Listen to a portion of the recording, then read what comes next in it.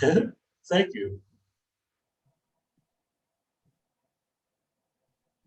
Okay, so as I mentioned, today I'm changing things up. Oh, and let me actually put some stuff in the chat box for you guys. Well, really, I just want to make sure you have these astrological dignities chart, which we're going to be using. I have it in this document as well, but I just want to make sure you all have it handy for yourselves. So I'll make sure you get that. And okay, it's coming now. Okay, so if you go to the chat box, the astrological dignity chart is there.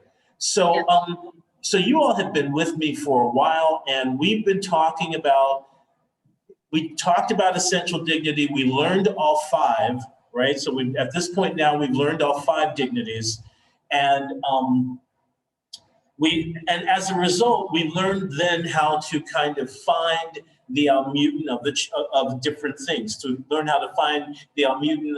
For instance, we talked about the beginning in Pisces, things that are in Pisces at the beginning, like the first 12 degrees of Pisces, that they actually would come to the chart so that you can, instead of me talking, so you can see what I'm talking about.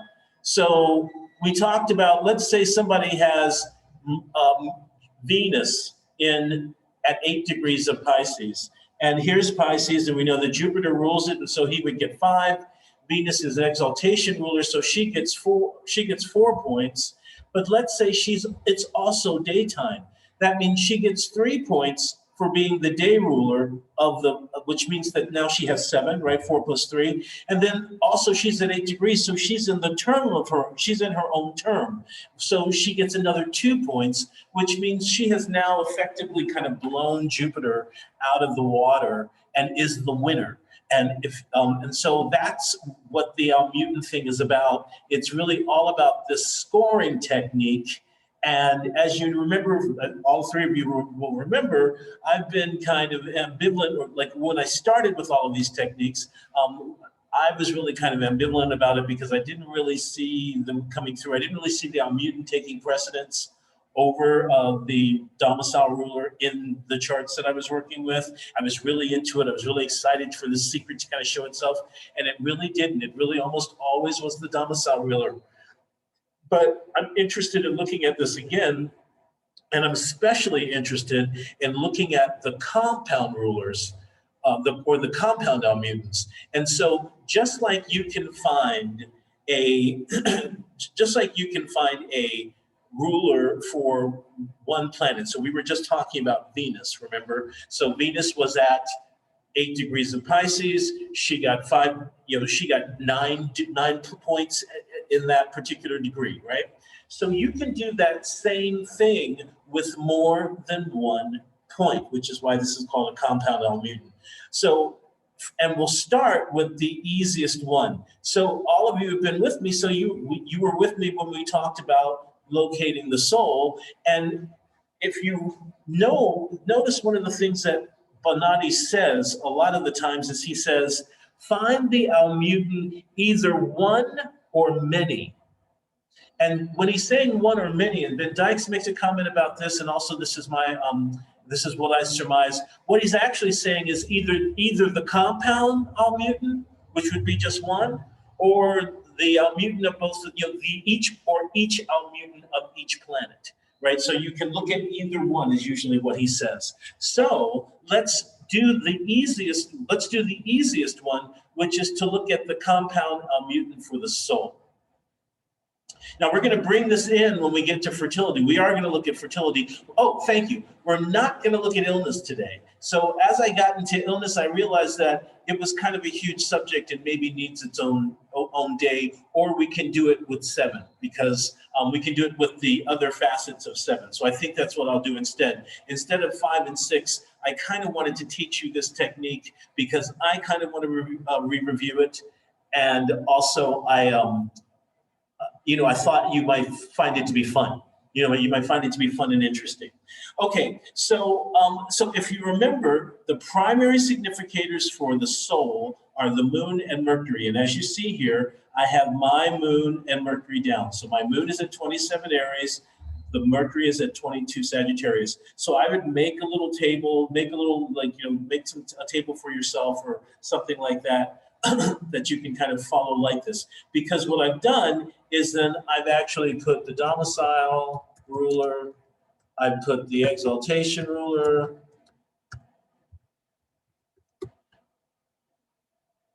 I put the triplicity ruler, I put the term ruler, and I put the face ruler, okay? So, oh shit, am I really? There. Okay, so, and as you can see, I put the points up here, and then I also put the points down there. So what you would end up doing is, you would end up adding up all of them. And so as you can see, I did it, what I've done, okay, so because what we did before was, if we were doing just one of them, let me just slow down for a second. If we were just doing one planet, we would be looking at Mars would get 5 points, the Sun would get 4, Jupiter would get 3, Saturn would get 2, Venus would get 1. No one is repeated. So everybody just gets whatever points they're getting, all right? Same thing down here, but down here it's a little different. Down here, Jupiter gets 5 points for Sagittarius. Nothing is exalted there. He's also the triplicity ruler because it's nighttime. So be sure you know if you're a day or a night chart. And then Saturn gets both term and face. So Saturn gets 3 points, Jupiter gets 8 points in this degree of Sagittarius. Okay? So that means now that as I come to it, I can add up all the points and see who's the winner. Starting with Mars, Mars gets 5 points. That's all he gets. Sun gets 4 points. That's all the Sun gets. Jupiter gets 3 points here, plus 5, which is 8, plus 3, which is 11. Saturn gets 2 points, plus 2 points, which is 4, plus 1 point, which is 5. You see what I'm doing? Venus, if you're not understanding me, feel free to put. But all three of you are on it, are kind of on it. So I'm not so worried. But if any questions or whatever, just you can either unmute yourself or you can chat. Or you can put in chat. I don't care either way. And Layla, I know you like to talk, so if you feel free to unmute yourself and ask a question right when you have it. I'm a Sagittarius Mercury. Of course, I love to talk. No sooner do I say it. Okay, I have to ask one thing. Wait, where's this chart? Okay, sorry. You know what I can also do here? Hold on one second. I can also make it possible if you've got it on your hard drive. I've made it possible for multiple participants to share the screen. So for all three of you, if you want to just put something up and ask me about it, and you actually might want to do that. I don't know if you're typing or something and you're making the table for yourself and you want to see if I'm right. If you're right, feel free to do that. So yeah, what's your question? Wait. I'm confused by something. Okay, yeah, right. This is Mercury. Okay, so it says here that 21 degree is Saturn, the triplicity, right? The decan, sorry, the term. The chart says that 21 degree is the decan of Saturn. Okay. So let me just pull up this sheet here. Hold on. Oh, you know what? Let me go back to the sheet. We'll just share the sheet again because it's on the sheet. Yeah, that's easier. Okay, perfect. Okay, so you're talking about the decanate of Saturn for Mercury? I'm talking about for Sagittarius, yes. Yeah. Okay, I see that. Mm-hmm. So, okay. It says that Mercury is 17 degrees and Saturn is 21 degrees. Mercury is, oh no. What it's saying is Mercury has the term between the 17th degree and the 21st degree is Mercury's term. So, okay. So this is what's confusing me a little here because if in my chart, Mercury is at 20 degrees and 53 seconds, what do I consider it? Do I consider it in the decan of Saturn?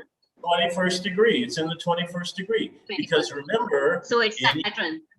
Right, Saturn. It's in the decanate of Saturn. The 21st Yeah, degree. but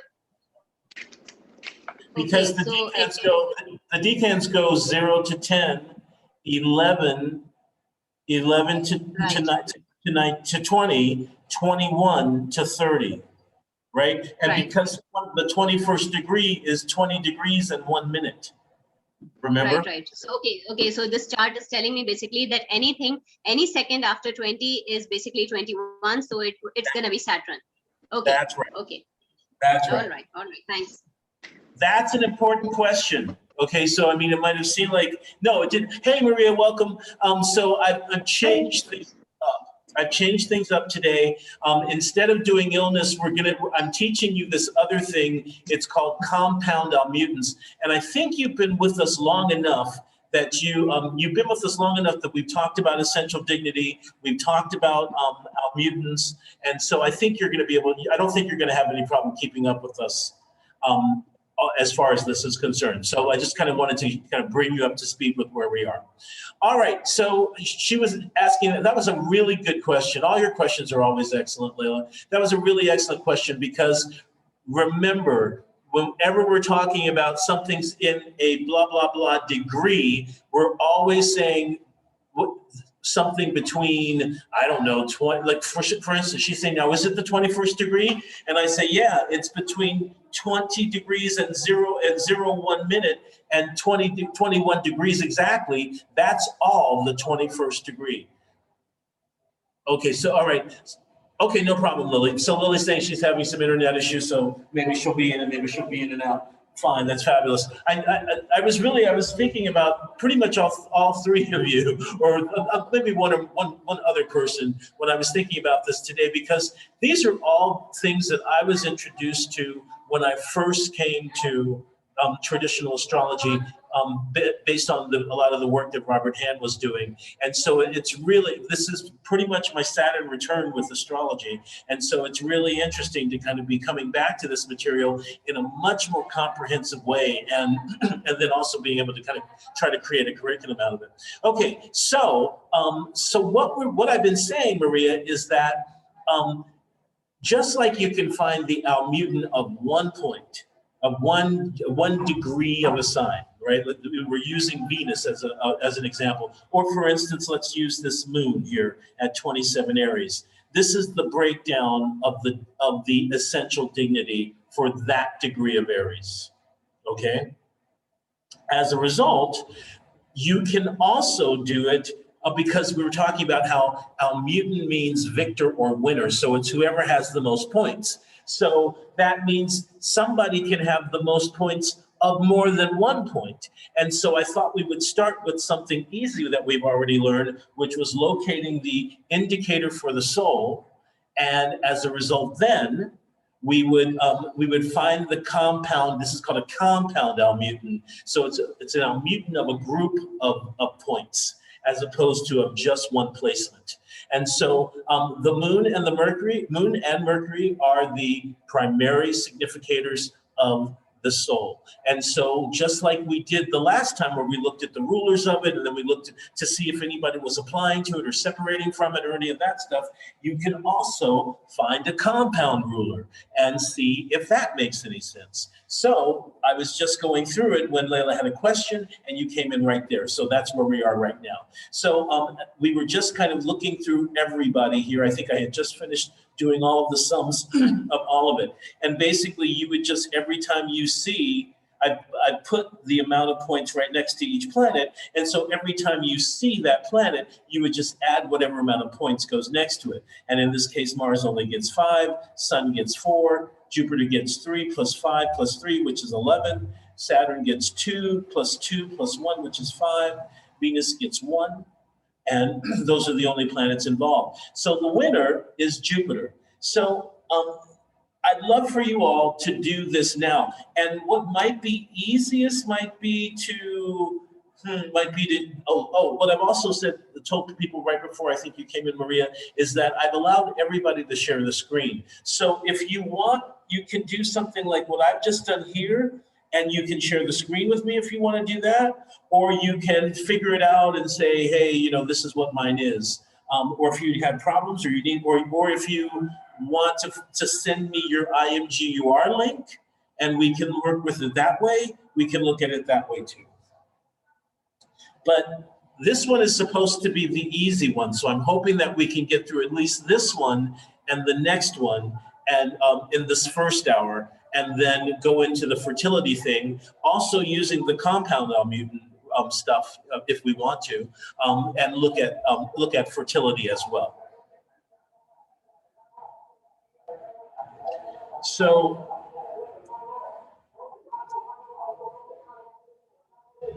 what you're going to find is in a lot of situations, the Almuten winner can't be a planet that's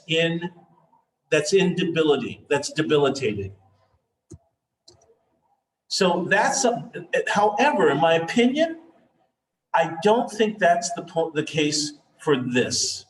And one of the reasons I think it isn't is that I think this is where we find out who it is, just who it is, what it is, who it is, what it is. And that can be good, or that can be bad.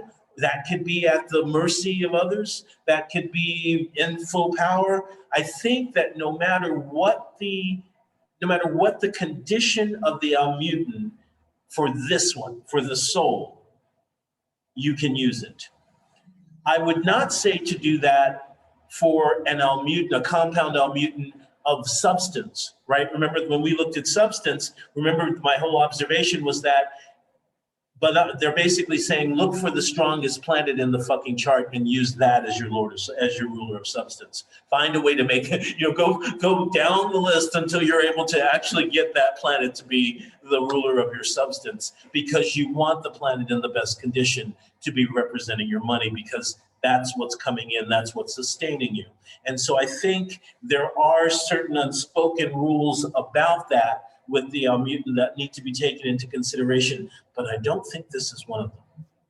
And so I don't think this is one, in my opinion. Now, this is my opinion. It's something I'd love to maybe talk to Ben Dykes about or something like that. But think about it. If it's just the Almuten of the soul, then it's not asking for you to find the strongest placement in this necessarily. It's saying who's in charge of, who really is in charge of all of it. So if you have that, if you figured that out now, and so what you would do is this, just to make sure you know what's going on, although I'm pretty sure you do. You're going to round up the degree of your moon sign, right? So, and then you're going to lay out the essential dignities, and you're going to do the same thing with your Mercury, and then you're going to add the amount and find which planet comes to it. And it feels like y'all are diligently working. I'm not getting any orange blot thing coming up asking me any questions. No one has come off mute. Oh wait, somebody came off mute. All right, what is it? What can I do? How can I help you?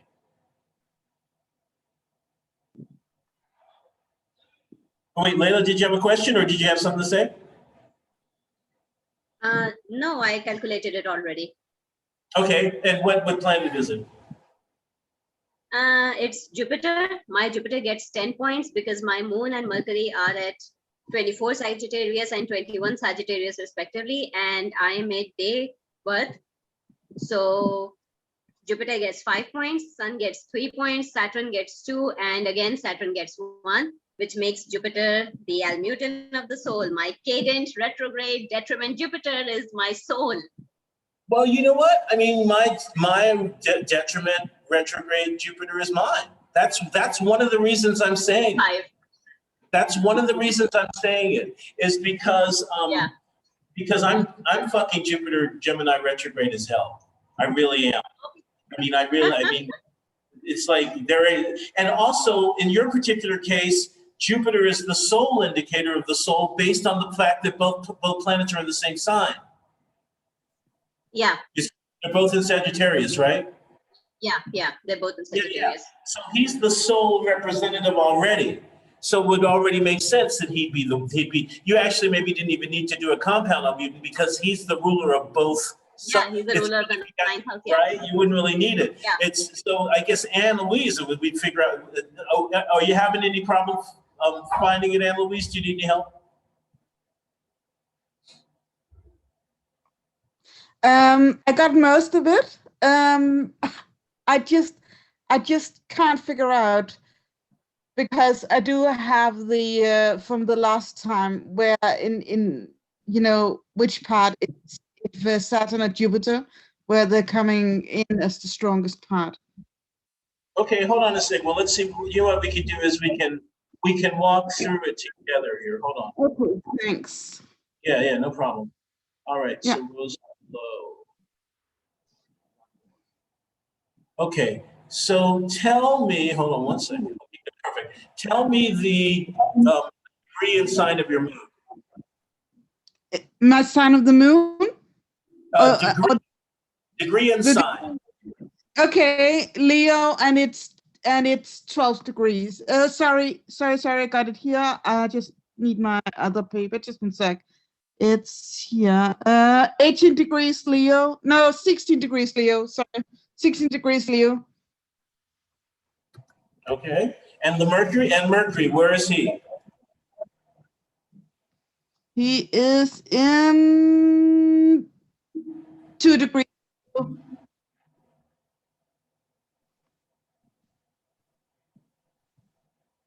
With us? Yeah, you are. Can you read it? Are you still there? Yeah, I'm here, but I can't see anything in the Mercury sign and the Mercury box. How are you looking at it? Are you looking on your screen, or do you want to share your screen, or do you? Yeah. No, what do you mean? I'm looking at the screen, yeah, but I got it in Okay, in so a paper. I tried to figure it out. do you know? I said my Mercury is 0 degree. My Mercury is 0 degrees Leo. You say 4 degrees? No, 0. No, 2 degrees. Sorry. My bad. 2 degrees Leo. Okay, Sorry, so you're saying sorry. Yeah. you're saying that your moon and your Mercury are in the same sign. Is that correct? Exactly. Okay, then we don't need to find a compound mutant for either of you. Isn't that interesting? So both of you are kind of bad examples of this, because since there's only one planet, although now here's an interesting idea. Now, one of the things so tell me something. Okay, so after the sun, okay, let's actually do it anyway. So you said 2 degrees of Leo? Okay. Yes. So after the sun, so we know the sun is going to get 5. Yeah. And is it daytime? Is your chart day chart or nighttime chart? It's a day chart. Day chart. Okay, so that means sun again. Yeah. Okay, and so we can come down here and look at this. So for 16 and for 2. Yeah. For 16 and for 2 Leo. So for 2 Leo, it's going to be Jupiter. For 16, it's going to be Saturn. And let's that's see. what I missed that. Okay, So so how much 16. Well, one second. I just wanted for. Yeah. Okay, so Jupiter and Saturn again. Saturn and Jupiter again. Okay. So for 16, it's going to be 16 Jupiter. That's right. And then Saturn for this one. And then it was Saturn here and Jupiter here. All right.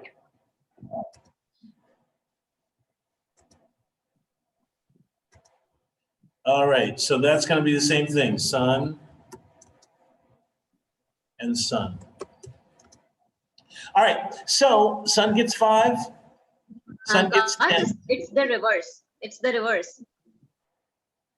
Yeah, in the term is Saturn and the face is Jupiter for Moon, and the term is Jupiter and the face is Saturn for Mercury.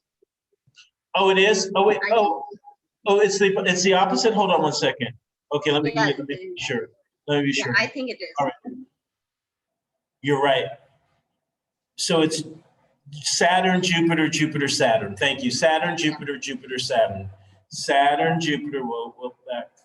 Saturn, Jupiter, Jupiter, Saturn.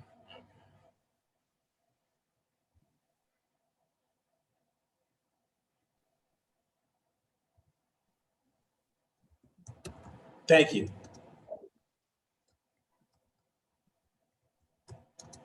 All right.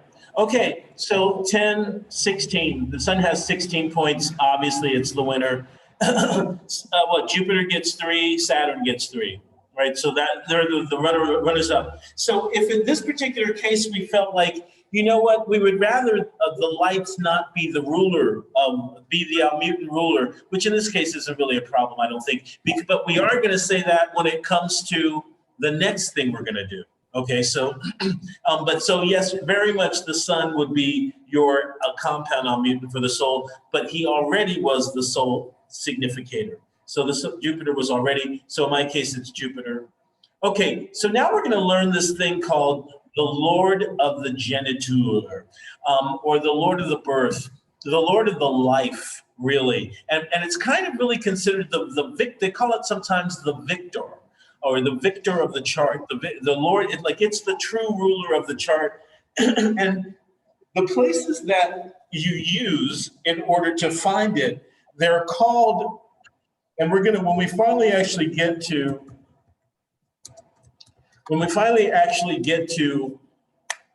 life expectancy, we're going to be looking at this thing called the high leg. And the high leg, and have you heard of that already, Layla? Yeah, I think we discussed it in the last class. We Oh, calculated we did, the didn't we? Yes, Yeah. we did. I sure did. Yeah.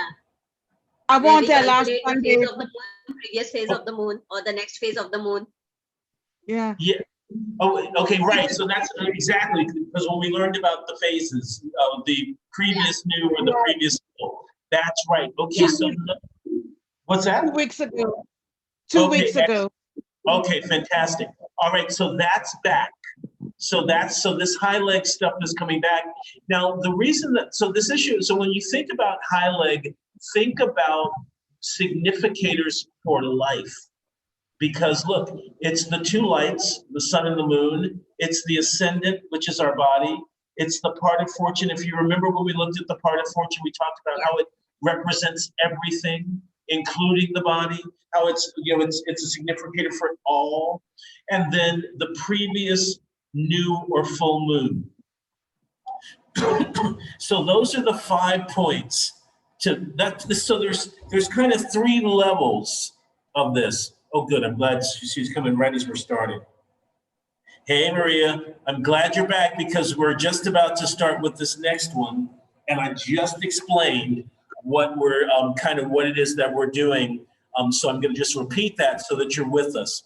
So we went from looking at the 2 places for the compound Almuten of the soul, and now we're looking at this thing called the Lord of the Geniture, or the true kind of victor of the chart, the real ruler of the chart, above and beyond the chart ruler, who is the ruler of the ascendant.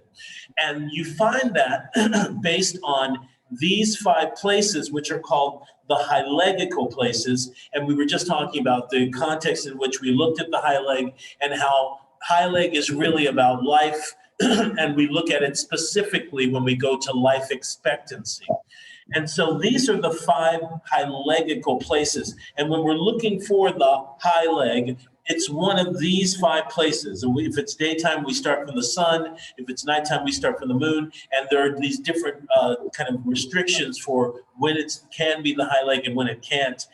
And so we end up finding. So that's what we're going to do when we get to life expectancy. We're going to look for the high leg, and then we're also going to look for some stuff kind of connected to that as well. So in this particular case, sun, so you do exactly what you just did with the significator of the soul. You put the sun, you put the position, the moon's position, ascendant's position, part of fortune's position, and that previous new moon or full moon's position. And we've found that for everybody before, so I hope that you still have that information. If you don't, we can try to do it again. There are not that many of us here, but it'd be good if we can kind of get through this quickly so we can get to the fertility stuff. So it's just a more extensive version what we did before with the soul thing, and I've broken it kind of down the first part. Here are the dignities, and so once again in the order of where they show up, Saturn had 13 points, and so we can go back to the table so I can show how that works. Saturn has 5 points. He doesn't show up again until here. He gets another 2 points, that's 7. He doesn't show up again until here. He gets 8. Then he comes here again, 5 points, making 13. That's how you would do it. And the same thing with the Mars here. So Mars is next. Mars gets 4. He gets 5. He gets 10. He gets 12. He gets 14. Oh, wait, looks like he gets even more. Maybe I missed something. 4, 5, 10. 12. 16. Mars has 16. Am I counting right? Tell me if I'm wrong. Wait, Mars is 4. 4 plus 1 is 5. 9. 10. Yeah, 4, 10. 12. 12. 16. 12 and 16. Yeah. Okay, 16. so Mars, so I shortchanged him. I gave him 14 points. He has 16. Okay, which puts him very much in the. So that's what you're going to do with yours. So just like I'm doing, that's exactly. Do you want me to continue going through mine, or do you want to spend some time doing yours now? I'm doing mine right now. What about Anne Louise and Maria? Where are you all? Just 1 sec. Saturn 5, Venus 4. I tried to find the papers from last time. 3. Okay, so Anne Louise, you're going to really need to know what the degrees of the sun of those places are, if you in order to. And you know what? If you have the IMGUR link and you want to put that into the chat, I'm happy to look at the chart and figure it out. Okay, thank you.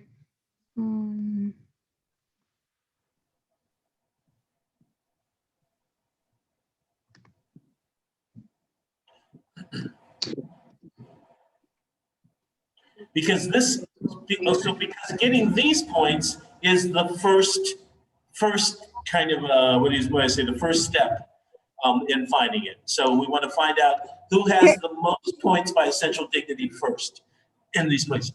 Okay, so I just sent you my chart via the IMG. Yeah, if you have it, if you've got that link, put it into the chat. And Yeah, I do, yeah. And I'll pull it up. Yeah, thanks. Yeah. Okay, and new moon, NM stands for new moon. So if you remember, we were looking for the previous full or new moon. What does NM stand for? So remember we called it a prevention or a conjunction, the previous conjunction or prevention. So then in my case, it's a new moon, which is a conjunction. The prevention is the full moon, which is an opposition. Again, Mars 2. And, oh, wait. All right, so I'm waiting for Anne Louise to bring hers, and then we'll look at hers. That'll be a good. Excuse me. I got it here. Sun 1. That'll be good to kind of, at least figure. It looks like Maria and Layla are working, so that's good. Layla, it sounds like you have an abacus there. It's math. I thrive on math. If I was born near the full moon, if you were born near the full moon, then it's a new moon. Okay, if you're born near the full moon, like if you're born before the full moon, then it's a previous new moon. And Maria, feel free to put yours into the chat as well, and we'll look at it. Okay, in your case, it's a previous full moon that we'd be looking for, Anne Louise. Okay, so just to kind of, because this probably is similar to what's going on the other side, to what's going on with, I'm going to mute you all for just a second. And then just if you have a question or whatever, we'll look at it. Okay, so the 5 points that we're dealing with are the sun. So hers is at 19, so it's in the 19th degree, right? Oh, perfect, how lovely. Good, and there's the IMG. You are. Okay, so we'll come back to you in a second, or we'll come to you rather in a second. So the first one for you is the sun at, and Louise, what you should be doing when I say 19 degrees, find that chart, find the dignity chart and find all the dignities of these degrees. 19 degrees of Leo for the sun. 17 degrees of Leo for the moon. 30 degrees of Sagittarius for the ascendant. Oh, the part of fortune's not in here. Okay, let's see. 16:54 to 18:10, 53, 17:53. What is that? Plus 17 minutes. Okay, so it's daytime. Oh, backwards. Okay, so we're just going to say -2. So 20. Let's just say 28 degrees. So you should all have the part of fortune on your charts. So you can do that. You can do that at astro.com. They should all be on your charts. So 28 degrees of Sagittarius for the part of fortune. And then the last one is the previous new or full. Okay, for that, we have to, and it's a full moon in this case, so that means we're going to have to go 2, 4, 6, 8, 10, 12, 14. That takes us to 4 degrees of Aquarius. Or 4 or 5 degrees of Aquarius, 4 degrees of Aquarius. All right, so those are your 5 points. So get to finding the points for that. Okay, Marie, I'm just going to do all 5, and then we'll include looking for the previous new or full. All right, so 22 degrees of Sagittarius for the sun, 20 degrees of Gemini for the moon, 10 degrees of Libra for the ascendant. Okay, another one. Let's see. 180 plus 2. So shall we say 11 degrees of Aries for the part of fortune. And last, I think you put all that stuff in, didn't you? And last, okay, so now you're looking for what? Oh, you're right. This is exactly the same thing as hers. It's exactly the same amount of degrees away, less than 2 degrees away. Hers was less than 2 degrees away from the conjunction. Yours is less than 2 degrees away from the opposition, from the prevention. This is so weird. Just like we just had Layla with two fire signs and a soul significator, and we had 2 fire signs with Anne Louise and a soul significator as well. And so just all these weird kind of little coincidences. You know, I've been watching too much Dirk Gently's Holistic Detective Agency, and I'm telling you that's. Garth, can you help me out a little here? I'm confused about my high leg. May I share my screen? Yeah, of course. Oh, you can share the screen, or you can. Yeah, I'll stop the share. Okay, wait. So first of all, let me be sure. Wait. Let me be sure that I'm not sure here because. Wait. One second. Wait. Maria, did you get your question answered? So we didn't actually. I haven't finished with her yet. Okay. So what I need to do is we'd have to go back 14, just like I did with her. And so that would give us 7 degrees of Sagittarius.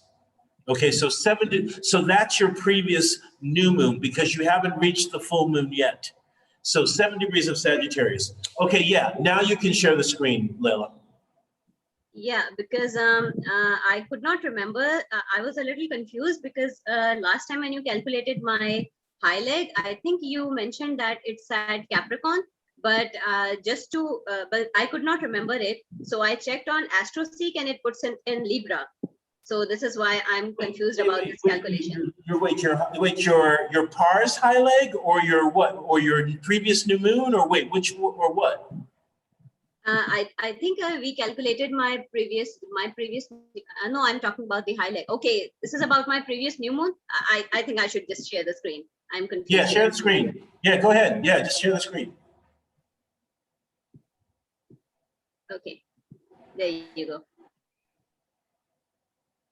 Okay, Okay, so all right. what are we calculating here? Are we calculating the new moon or the high leg? No, the previous new moon. Okay, the previous new moon. Okay, right. So this Okay, is at 24 degrees. so that should be in Cancer, right? So it should in be at Cancer. maybe 8 degrees of Cancer, because this is going to, oh wait, no, it's the previous full moon for you, Yeah, right? So it would be in Cancer here. 14 minus 14, so that's about 4 degrees of, oh wait, oh, is it really minus 14? Oh, because that means it would be at the end of Sagittarius, 28 degrees of Sagittarius, 28 degrees of Gemini, like around here. yeah, yeah. This is what AstroSeek was doing, and I could not understand it. I used another app, and that also I think put the new moon in the Gemini, and then the high leg in the Libra. Okay, So so that maybe really we had an incorrect. I don't know if you weren't one of the people. I don't think that we looked at. I don't know if we looked at you, because I don't remember coming to that. We did. It should be at 28 degrees of Gemini. The new moon should be in the 28 degrees of Gemini. Okay. The previous full moon. The previous full moon. So you have a previous prevention. Okay, so Anne Louise had a previous prevention. She had a previous full moon. Maria had a previous new moon. You've got a previous full moon. Okay, how do we find out that if it's a previous new moon or if it's a previous full moon? Because the moon is going to because look at where the moon is. It's about to go new. It's about to be new, so it has to be a previous full.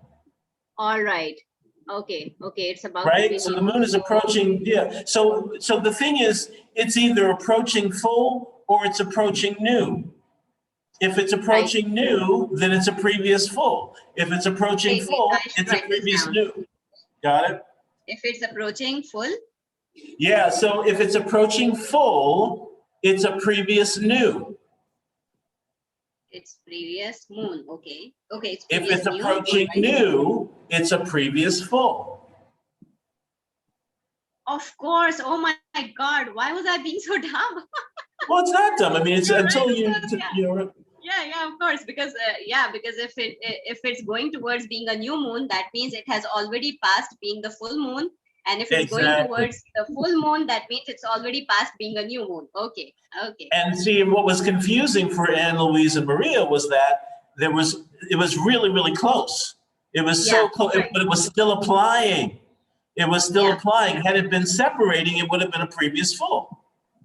Right. Thank you, guys. Right? Okay. So how are you all coming along that? Oh, right. Well, so now you finally figured out what that last is. So let's see. Anne Louise and Maria, are you doing okay with your? I think it might be better to go ahead and do the chat, because if too many people talk at one time, that gets a little crazy. So unless if you have a question, then I'll unmute other people and whatever. But so that's. And this is just the first part of it, is finding the correct, okay, let me come back to our sheet.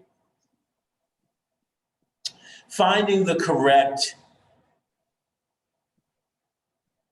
domicile, exaltation, and just keep thinking about, I think somebody had something at 20 Leo, or there were a few things at a few different ones that love Leo. There was something at, I remember, 18 Leo. So it's always going to be the sun for 5 points, and for a daytime chart for 3 points. And then this is where it gets just tricky, where you just have to know that between 11 and 18, Saturn has it. Between 18 and 24, Mercury has it, or whatever, or wherever your stuff is. But between 0 and 6, Jupiter has it, right? So you had something at 2, but I don't think that was necessary. But you had something at 16 or 17 or something. And so, but they're all in that same Saturnian term. Right? So that means Saturn gets 2 and Jupiter gets 1, just like we were just doing with the moon. All right, so, and then Maria, same thing. You're just going to list them all out, and then you're going to add them all up.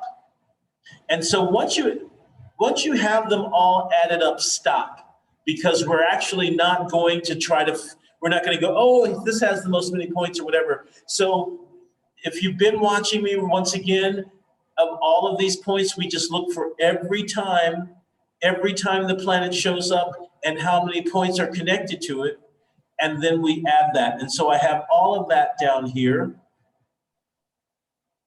So Saturn has 13 points, Mars has 16. I found that I'd made a mistake.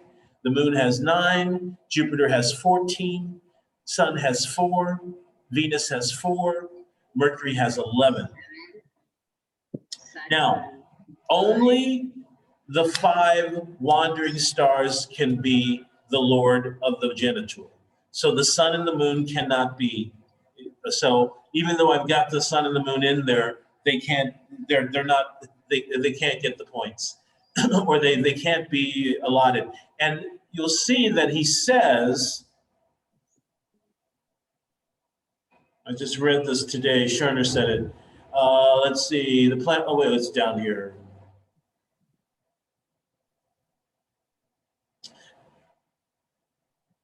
Planets in detriment and fall can operate as LOG, which we were just talking about. You might have been away when we were talking about that. And the sun and moon cannot be LOG because they share signification in everything.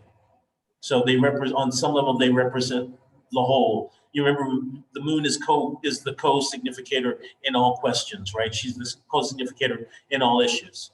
Okay, so once you have listed all 7 planets or all 5 planets, how much they are, and once again, if you have a question, feel free to jump in, do what you need, chat preferably. I mean, actually, I don't care, but just jump in, do whatever you need. Okay, then because the next step is this table. And we talked about this many weeks ago, where we give points for house placement.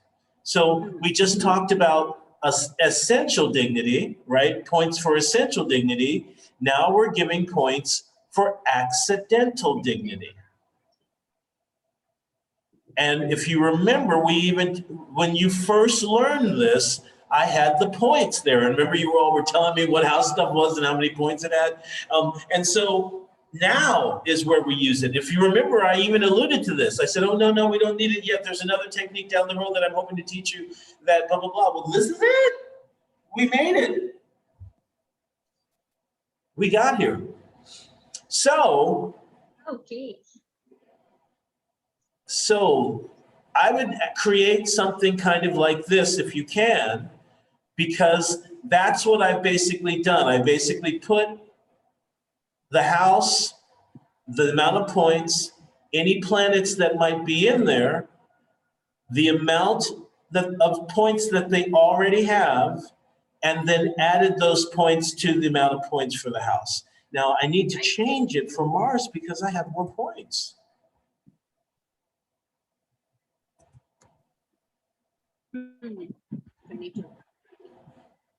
Oh, you know what? I'm going to make an exception to my rule too. And I'm going to tell you why.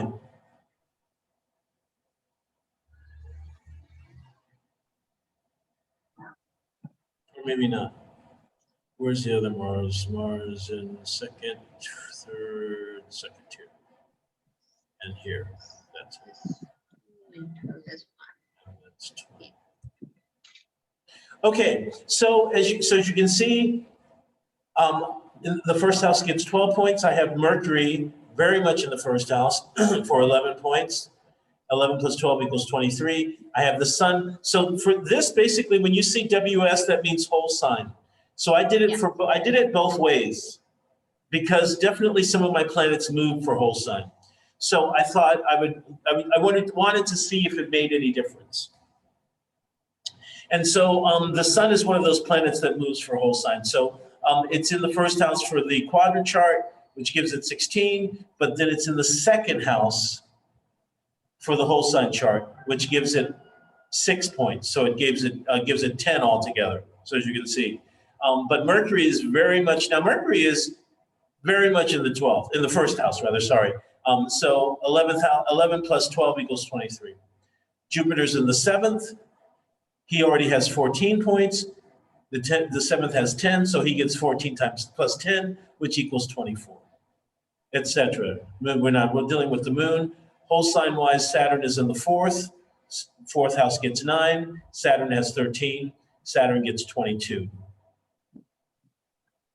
continuing, etc. So Venus, Mars in the second by quadrant, by whole sign they're in the third, and I did it separately for them as well.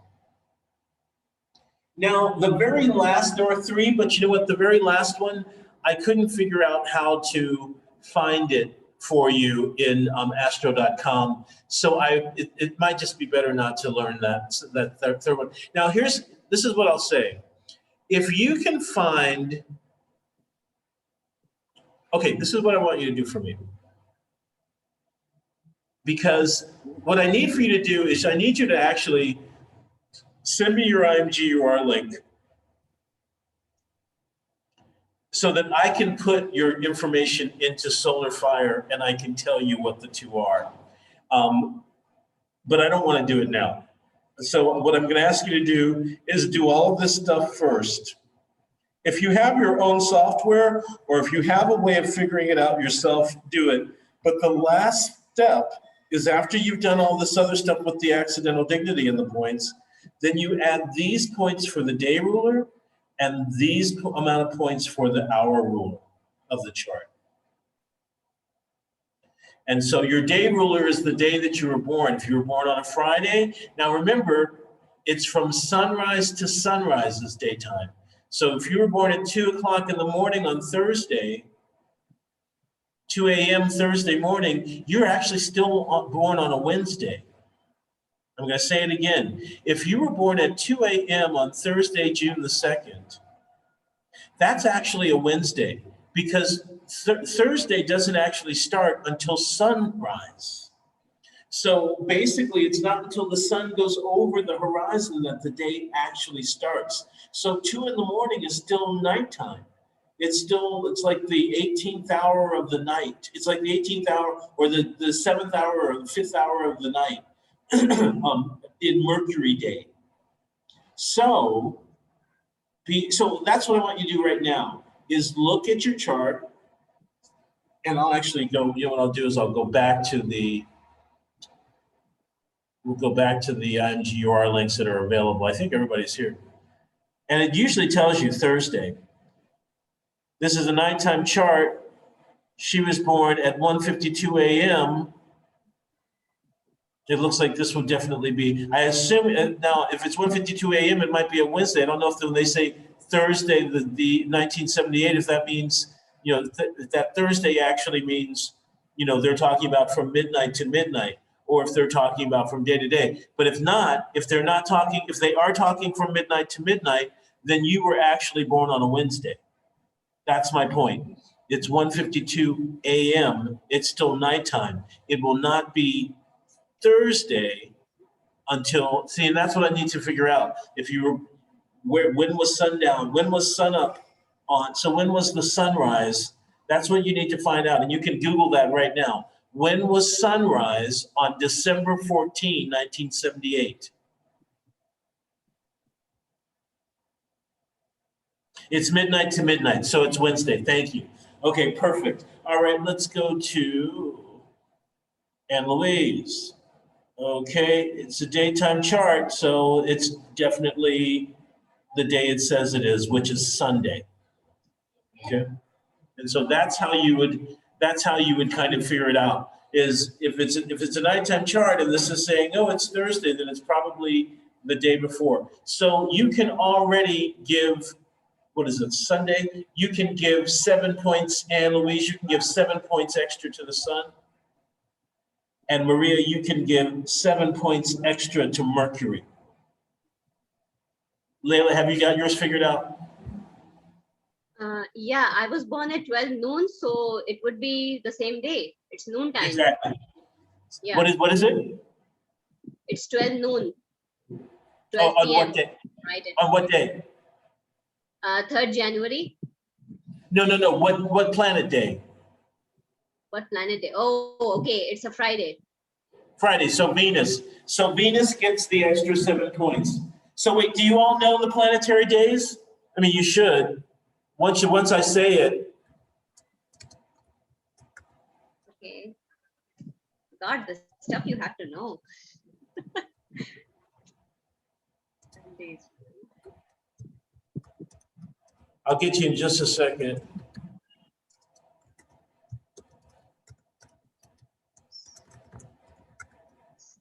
If you speak Romance languages at all, it'll all be very clear.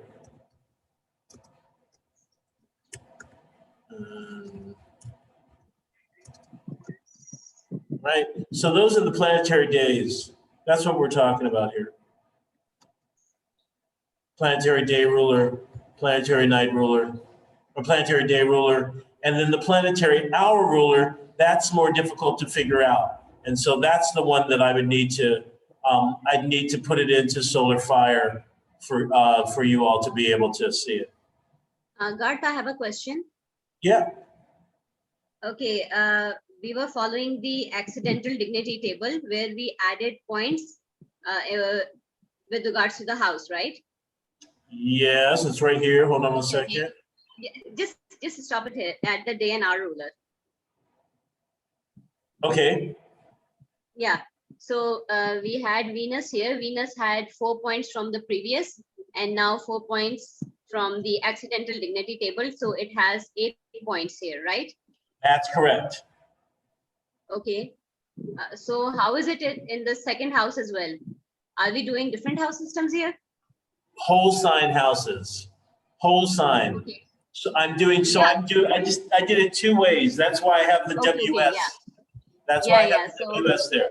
So whole sign. So because some people like to use whole sign. So and I always say do both. And I also wanted to see if it changed who it was. Right.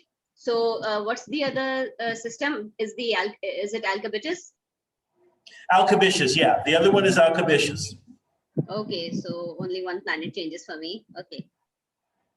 Yeah, so but I have a few planets that move as a result. And so since there were that many, I thought, well, it might be interesting to see what's going on. Most of them, like only Saturn moves into a stronger place, right? He moves from the 3rd to the 4th.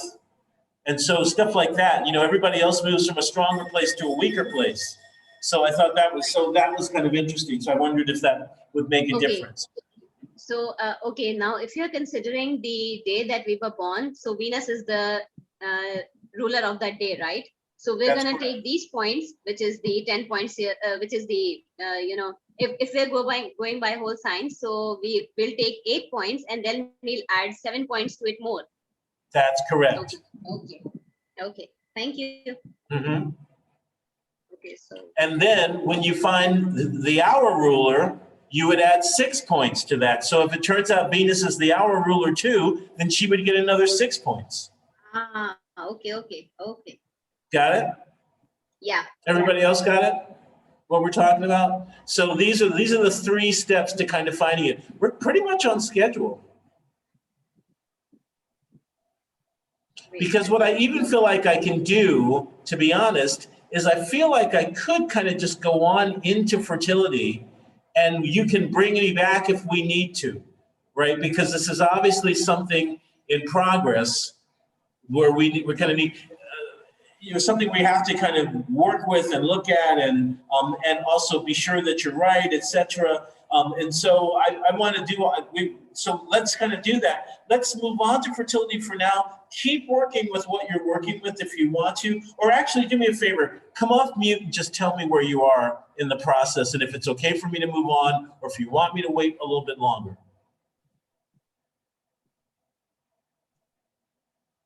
I have a question. Yeah. Okay, so Venus is my only planet that changes houses in the house system, right? In the whole sign house, I have my Venus in the 9th house, but in Alcabitis, it's in the 8th house. Okay, so after doing all these calculations, what happens is that my Venus totals up to 2 values. For the whole sign chart, the Venus is at 22 points, and for the Alcabitis, it's at 20 points. But my sun is at 21 points. But you know what? Your sun can't be Lord of the Genitor. Remember? Sun and moon, the lights can't be, right? So the lights can't be the Lord of the Genitor. Right. So it's only the 5 wanderers.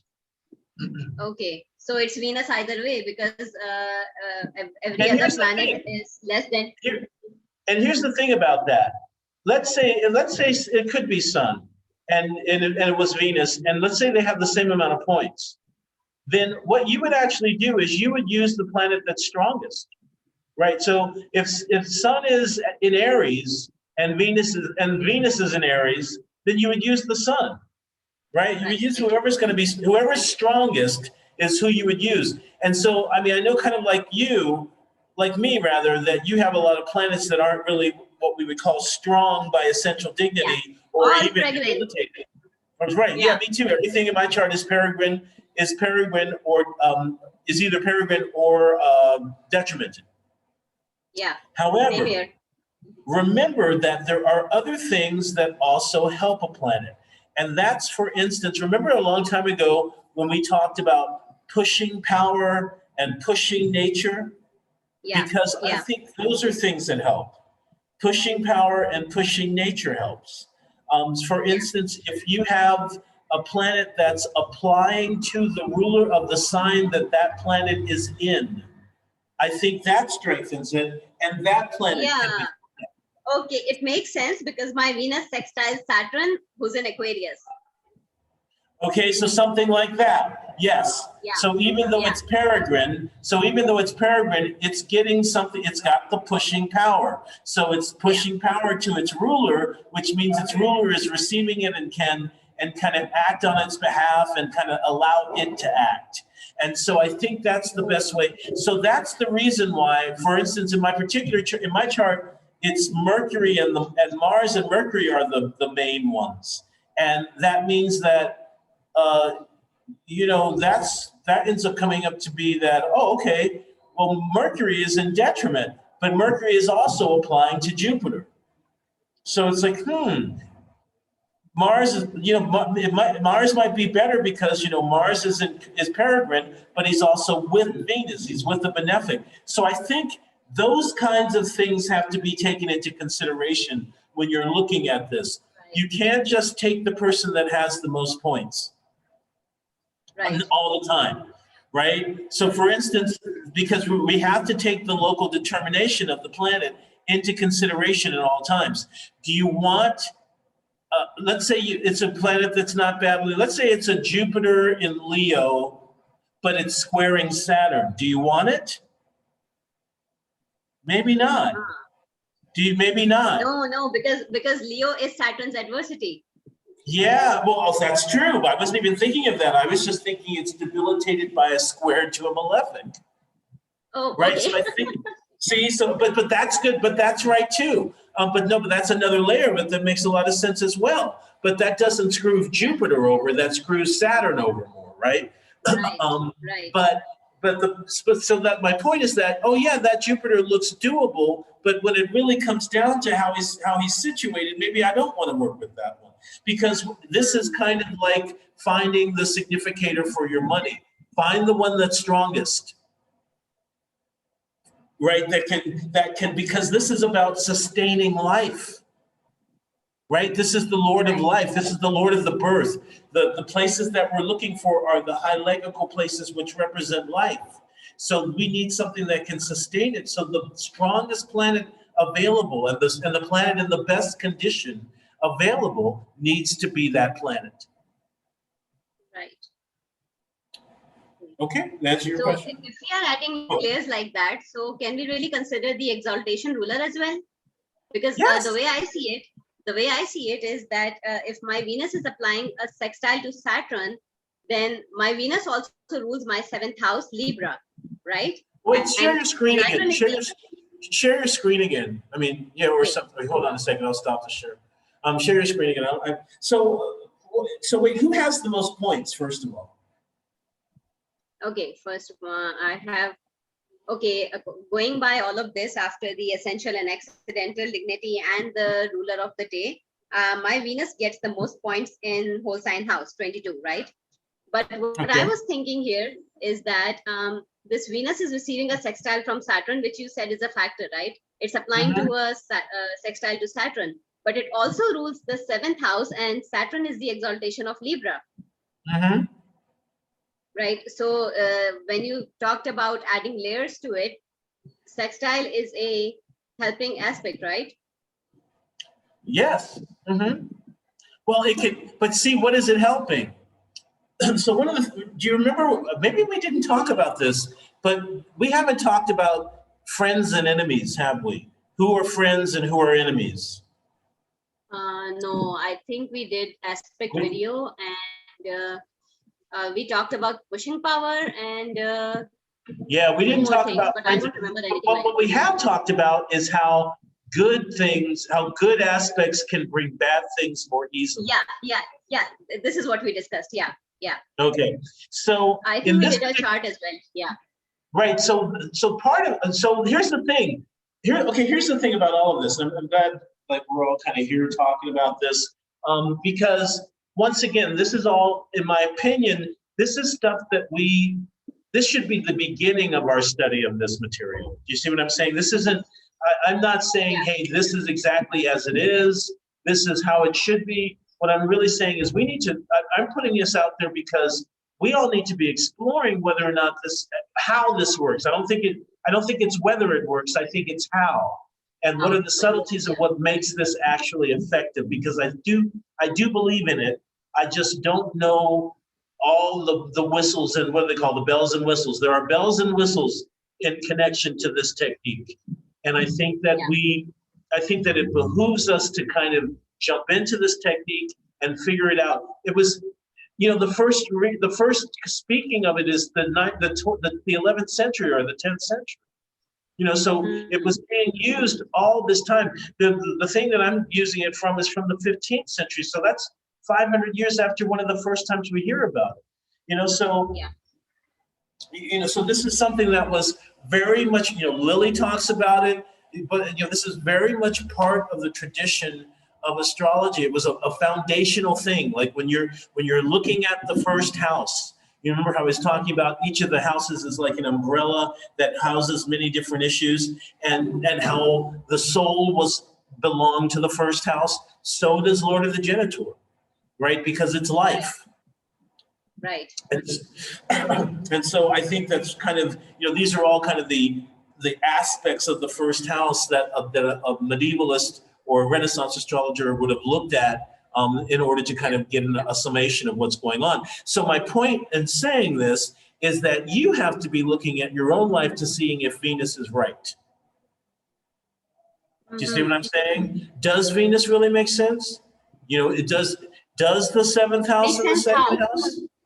Does the seventh and the second house make sense?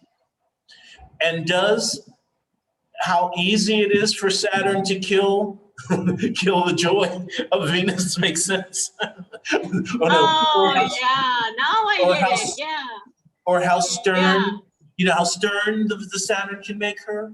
Okay. This reminds me of the 7th house video that we did about relationships and how you mentioned.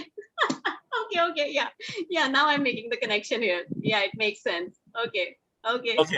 So it is Venus, it sounds like. What planet I thought was working for me? Saturn. Right? So, so that's kind of my point. So this is a good example of that. Although, she's not in Saturn's sign. I was actually talking about, what would have been better? This is actually not what I was talking about. What I was actually talking about is if Venus were applying to Jupiter. She's in Sagittarius. So it doesn't matter because it sounds like she is the Lord of the Genitor in this particular case. But what I was saying that is in case there was a planet that was applying to its own ruler, but we wouldn't want that in this case because he's in her fall, right? But if it was applying to his own ruler, then it would be kind of a cool thing. But like you also say, Venus and Saturn both have rulership of Libra. And so if your life has been revolving around, or if core aspects of your life have been revolving around your financial status and whether or not there are, different types of relationships or contentions or lawsuits or whatever that kind of thing might be, because remember the 7th house is so many things and we're going to talk about that, then it sounds like Venus. And that would, for Maria and Anne Louise, that's how you're going to want to go about figuring out if this makes sense. Yeah. You know, figuring out what makes sense, which planet makes sense. Because the planet that, it could be the planet that has the most points, but let's say, using this chart as an example, now, wait, let's say that Saturn had almost as many points as Venus. Saturn is the strongest Yeah, it does. planet It in has the 19 chart. points. It has Okay. 19 points. So what you could really actually say is, wait a minute, it's not this Venus, it's the Saturn. You know, Venus is Caden and Peregrine. So, so this is my point. Yeah. This is my point. Venus is Caden and Peregrine. Is there a planet that's better, that's stronger? Okay, she won the points, but he's stronger. Does he have almost as many points as she? It sounds like he does. Mm-hmm. That it might be him. Right. So then that means 11th and 10th. Yep. Right. Oh my goodness. Okay, so ladies, and Louise and Maria, you see where I'm going and how I'm dealing with these, how I'm talking about these things. And if you you get to where you feel like you want to tell me what you have, I'll do the same thing with your two charts. I'm going to go ahead and move on. I'm going to go ahead and move on to the fertility section, and stop me if you want to. Actually, you're not going to need to stop me, because we'll have an opportunity to look at this in a second. Now, I just wanted to kind of show you, once again, from Schöner from the 15th century. These are the Almutens of substance that he chose. And so he would have chosen to do exactly what we just did with all of these points. So he put the degree of the second house, he put the degree of the Lord in the second, the degree of any planet in the second, the degree of the part of fortune, its Lord, part of substance, its Lord, and Jupiter. And then he would find the one Almuten that was the strongest of all of them. And that one, very much in that particular case, you want the strongest planet.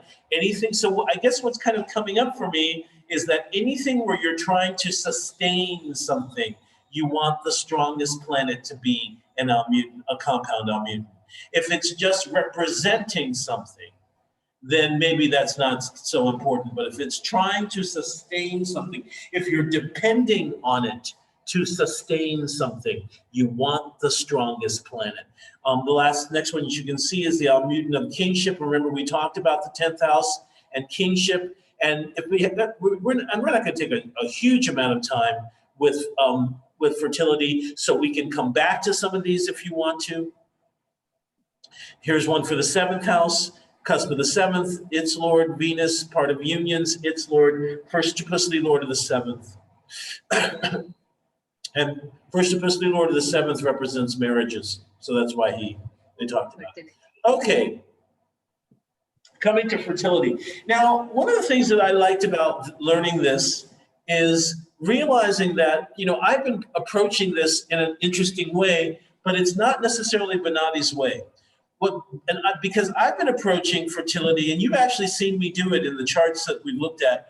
I've actually been approaching fertility primarily from a sign standpoint, using particular planets, but primarily from a sign standpoint, saying, okay, these are the planets I would look at, doing it kind of like Bonatti, but different. Same, but different, we say in Thailand. Saying, okay, the ruler of the 5th, the ruler of the ascendant, the moon, Jupiter. Are any of those signs infertile signs?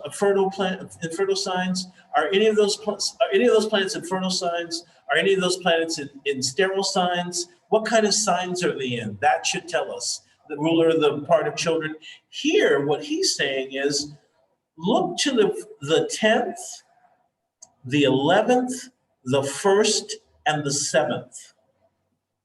And you want to see if there are planets that signify children in any of those 4 places. That's completely different than what I was doing. He doesn't say anything about fertile signs. He doesn't say anything about sterile signs. All he says is, look to see if the planets that signify children or the planets that deny children are in the 10th, 11th, 1st, or 7th. So you can look at your own chart right now. And actually, I'm about to pull up two different charts. One is mine, because I've never had children. And one is Judy Garland, who had 3.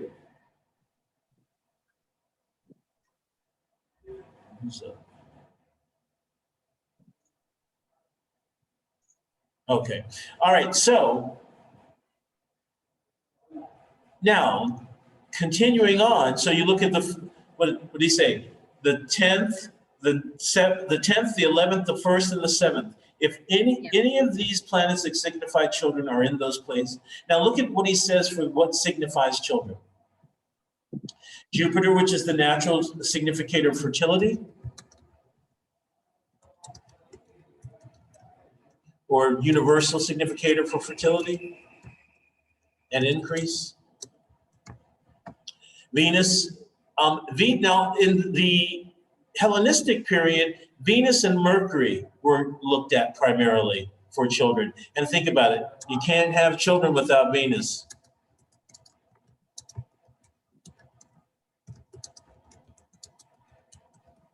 Or even you can say on some level, you can't have Venus without, you can't obviously get pregnant without coitus, but you can't have children without being willing to give the love, right? And Venus is love. Mercury is children. Mercury is the natural significator for children.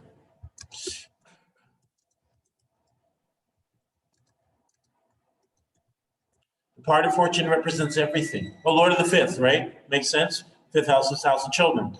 Part of fortune has signification over everything, right? So that's why, interesting, the part of fortune is there, not the moon. Oh, wait, I think the moon is there. No, I got this from the actual, hold on one second here. I got that from the text. Maybe it isn't. Where am I? All right, no, I'm not gonna do that. Okay, sorry. I think the moon should be in there too. I'm gonna put her in. She's co-ruler of everything.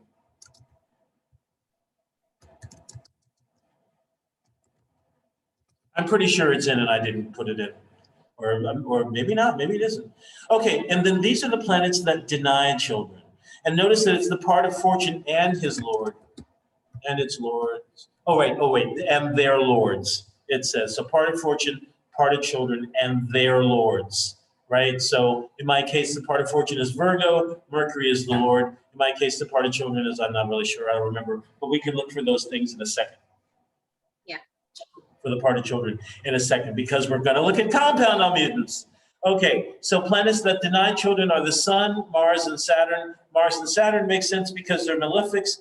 The Sun, why? Too much heat. Remember, he rules Leo, which is the sterile sign. So now it says, if one of the aforesaid significators were in the aforesaid places, which is 10, 11, 1, 7, or in one of them, or even in the fifth, and they were made fortunate and strong, and we know what that means. And one of the benefics were to aspect them by triners, right? This is classic. You're going to see this all the time. Made fortunate and strong. Benefics are trine or sextile with reception, or even a square with reception. That's the classic beneficial placement. So we talked a lot about what debilitates things, right? And we had all those different rules for what debilitates. This is what benefits. Being fortunate and strong, both by essential and by accidental dignity, that's what makes them fortunate and strong. And then having benefics, either trine or sextile with reception or without, and even a square with reception. Remember, we've talked about how not all squares are malefic. They will signify the native is indubitably going to have children unless that significator were one of the fixed stars of Mars or Saturn, right? Makes sense? In the same minute. Now remember, Regulus has some Mars or Saturn, has some Mars in it. So let's say the ruler of the fifth is on Regulus, that might not be so good. So it's kind of good to know where specifically the first magnitude stars we're looking at, first magnitude stars. not necessarily every star in the fucking sky, but the first magnitude sky. So we're talking Sirius, we're talking Aldebaran, we're talking Algol, Regulus, I've forgotten one other, but yeah, but there's one other. Oh, I can't remember. Okay. Compound unmutant for children.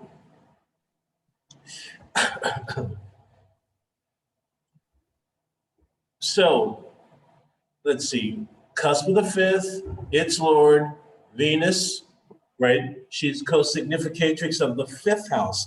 Ah, that might be another reason why she was considered children in the Hellenistic period, right? Her joy is the fifth, her Lord, Venus's Lord, the part of children, its Lord, the first triplicity Lord of the fifth house, which represents children. For children, for daytime, so the part of children,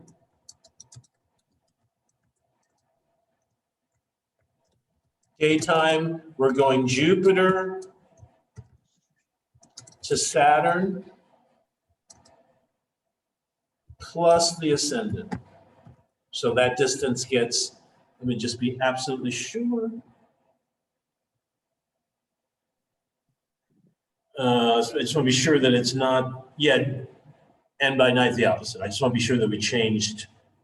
And then nighttime,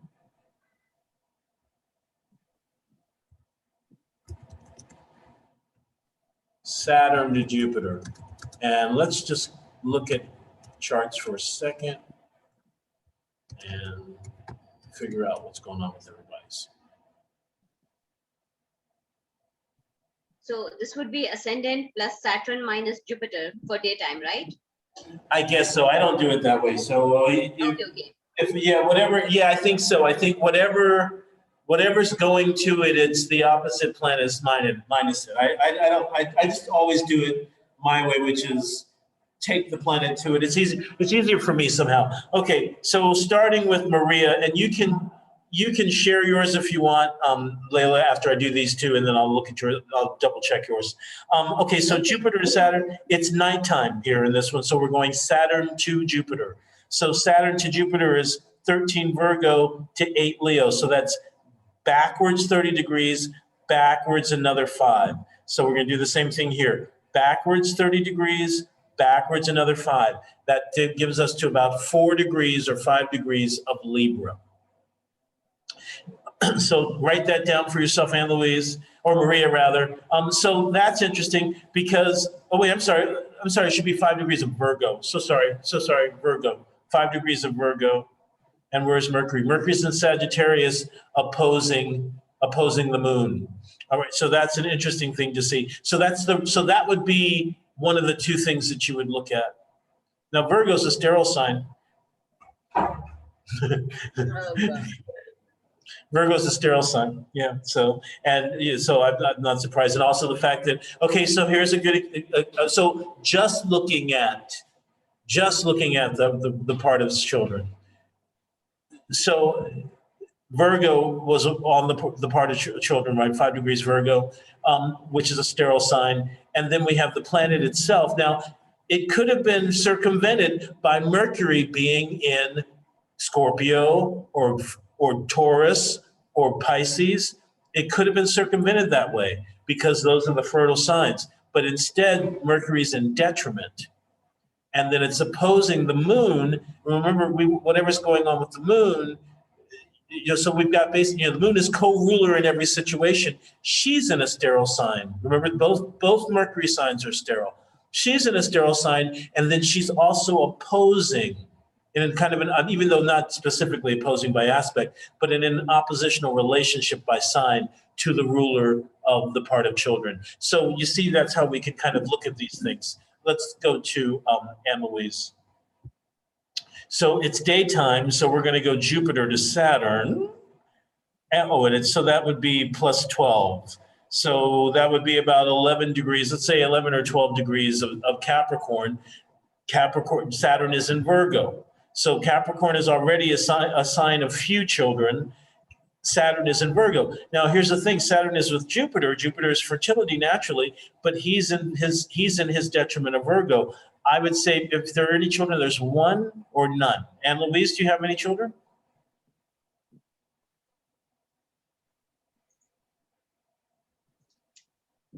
So that's just based on the, okay, so that's just based on the part of children. Oh, here we go. No, okay, right. So in both situations, so just looking at the part of children, we were able to get something from that. Notice that just like all of the other things that we've been looking at, Bonatti doesn't say, look at the Lord of the fifth house and his rule. Look at the ruler in the fifth house, right? What does he say? He says, look at the 10th. Look, first of all, look at these 4 houses in the chart and see if any of these planets are there. Then look to see if those planets are strong, being aspected by benefics, or even in the fifth house.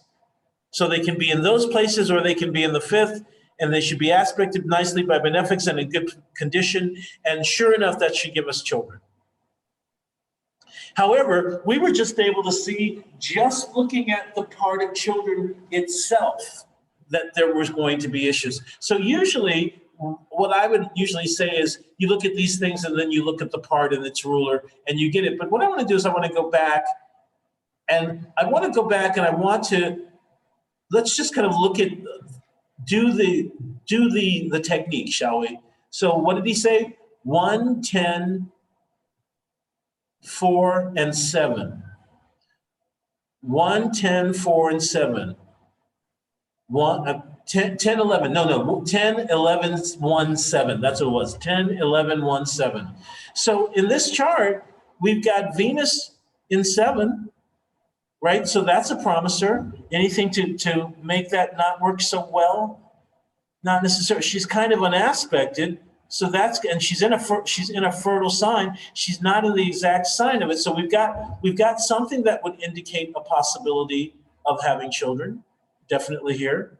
However, we've got all this proliferation of other things in Leo. We've got these 2 in Virgo. So we've got other stuff that kind of outweighs that, right? So even though we don't have any of the planets that say no to children, which are Sun, Mars, and Saturn in 10, 1, 11, or 7. We don't have that. And we don't have, and we do, but look, we also do have Mercury there, right? We have Mercury, we have the moon there, but like I said, Mercury and the moon are all, and they're both, moon is combusted, right? So that's not going to make it very easy. And then Jupiter is the natural ruler of fertility as well. Okay, so let's go to Maria. Give me 1 second. So we have Jupiter there, but he's in Leo in a sterile sign and he's retrograde. So Jupiter is a yes, but he's in a sign that says no. What else? 1 or 7 or 11? No. Okay, so we don't have any other planets in 1, 7, or 11. The ruler, the fifth house is ruled by Saturn. Saturn is where? In Virgo. Okay, so same thing with the fertility. So now we've got more layers by which to kind of look at this. So this is making itself even more interesting and more kind of more multi-layered about how to kind of get into this. I feel like the way that I was doing it is effective, but this is yet another kind of addition to that. Like I said, what I was doing was just creating my own significators for it and then looking to see whether they were in sterile or fertile signs. And this is showing to basically support that. Layla, do you want to put yours up? Yeah, should I just share the screen? It's easier. Yes, please. Yeah, absolutely. Okay. There you go. You know what I've decided, you guys? I'm only going to share this one with the people here, including Lily. Lily was at the beginning, partially because we're getting so personal. We're getting so personal, and I don't want to. I wouldn't want to. There's more for me to teach, and I don't want to kind of come back and cut this part. I don't have to kind of cut and splice in order to kind of protect your privacy. So what I'm just going to do is it's just going to be you four. The 3 of you and Lily, and we'll get this, and that's all. So in case you all are worried about, too much disclosure. Okay, so, okay, what we're looking for. So first of all, let's find the parted children. Yeah, thank you, Maria. I'm glad you agree. Okay, excellent. So parted children, Jupiter to Saturn. So that's 150 minus 7. Yeah, no problem. Is it 4? Yeah, 150 minus 7. Okay, forward 150, which brings us to 6, minus 7, which brings us to 28 Leo. Once again, so one of the things that Bonatti says in his treatise on the parts is that if you find the part of children in a sign that says no children, that tends to be a sign of no children. So indeed, here we've got the part at the end of Leo, which is a sterile sign. The sun is in Capricorn. But remember also, look, the sun and Saturn are both in the 10th and 11th. They're two of the planets that deny children. And the sun's in the 10th, Saturn's in the 11th. So it's holding up. I think if we can say anything about this particular series that we've been doing over this past however many weeks, we can say that a surprisingly large amount of what we've been looking at holds up, can't we? Here, I'm pretty indifferent to having children. Like, if it happens, it happens. If it doesn't happen, it doesn't happen. I'm okay either way. yeah, exactly. So, but there are no children so far. That's the question. No, Right. they're none. Right. Okay. And so that's what we're seeing, what we're looking at. Okay. So that's the technique we're just looking at, right? So that's the first part of the technique, was finding the planets that signify children. Hold on one second. Yeah, you're welcome. Oh, okay. Finding those planets and in those particular places. Now, in this particular case, I mean, just for our own edification and interest, if you want to, so we can do two things. I can either go, one of two things. I can either go on, and nobody here has children, so we can't really say like, oh, well, what age, right? Because but you might want to know how to find it, and then how many. So let's just kind of look at that quickly, because it's not really super involved. And then we can go back and maybe end with compound Almutens for children and see if that or we can look at compound Almutens for any of the other ones that we also looked at. Okay, so that's also something to think about. So, okay, so at what age the native is going to have children? So we're looking at Mercury, which signifies children, whether he's Oriental, joined to an Oriental planet, because it will signify children and youth. If he's with an Occidental planet, it will signify them after youth.